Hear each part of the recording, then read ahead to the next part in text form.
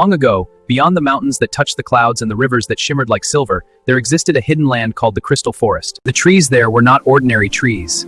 Their leaves sparkled like glass, and when the wind blew, they created soft musical chimes that sounded like lullabies. Flowers glowed gently in the night, lighting the paths for magical creatures who lived there. Among them lived a young fairy named Leora. Leora was different from the other fairies. While most fairies had shining wings that glowed like rainbows, Leora's wings were small and pale, almost transparent. Some fairies whispered that she might never become powerful. She lived with her grandmother, Elder Fairy Elowin, in a tiny flower cottage beside a crystal-clear stream. But Leora had something special, a heart filled with kindness and courage.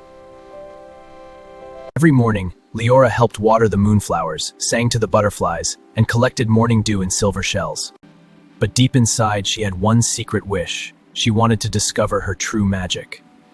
One evening, while the sky turned purple and gold, Leora noticed something strange. The crystal forest lights began to fade. Flowers stopped glowing. The musical leaves fell silent. Even the fireflies disappeared. The heart crystal has been stolen. The heart is thought out everywhere. No fairy knew who could have taken it. The heart crystal was the source of magic for the entire forest. Without it, all fairy powers would slowly disappear. But Leora felt something calling her heart. A quiet voice whispering, "Find it." That night she made a decision. She would go into the Forbidden Forest. The Forbidden Forest was a dark place where shadows moved and strange creatures lived. No young fairy had ever entered it alone. But Leora was brave. As she flew deeper into the woods, she met a glowing fox trapped in thorn vines. But instead of ignoring it, she helped free the fox.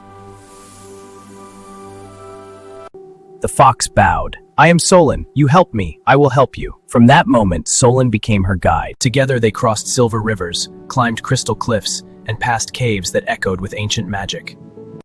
Finally, they reached a ruined castle hidden in black mist.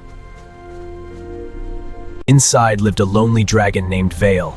He guarded the stolen heart crystal. He roared in anger, flames lighting the dark hall. But Leora did something unexpected. She spoke gently. Why are you hurting the forest?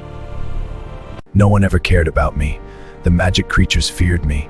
I took the crystal so I wouldn't be alone anymore. Leora realized something important. The dragon wasn't evil, he was lonely. So she stepped closer and placed her tiny hand on his nose. You're not alone. At that moment, something incredible happened. Her wings began to glow. Not with rainbow colors like other fairies, but with pure golden light. Her true magic had awakened. It was the magic of compassion. Vale returned the heart crystal. Thank you, Vale. The realm is saved. As Leora carried it back to the crystal forest, lights spread across the sky like sunrise.